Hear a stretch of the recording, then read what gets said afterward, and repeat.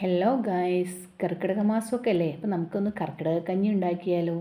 അപ്പം അതിന് ഞങ്ങൾ വാങ്ങിയ ഔഷധക്കൂട്ടാണ് കേട്ടോ ഇത്.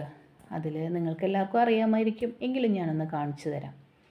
ഇതൊക്കെയാണ് സാധനങ്ങൾ. അപ്പോൾ ഇതിൽ ആദ്യം തന്നെ നമ്മൾ എന്താ ചെയ്യുകയെന്ന് വെച്ചാൽ, സൂചി ഗോതമ്പുണ്ടല്ലോ, അത് കഴുകി വൃത്തിയാക്കിയിട്ട് ആവശ്യത്തിന് വെള്ളവും ചേർത്ത് തിളപ്പിക്കുക.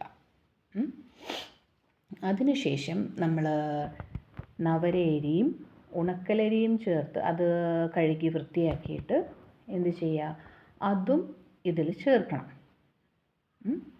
അങ്ങനെ അത് രണ്ടും ചേർത്ത് നന്നായി തിളച്ചോട്ടെ. അത് കഴിയുമ്പോൾ നമ്മൾ ഉലുവയും ആശാളിയും അത് രണ്ടും ചേർക്കുക.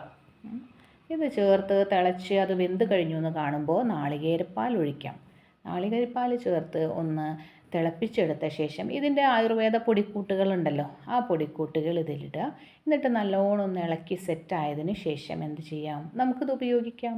വളരെ ടേസ്റ്റിയും നല്ല ആരോഗ്യകരവുമാണ് കേട്ടോ. എല്ലാവരും ട്രൈ ചെയ്ത് നോക്കണേ.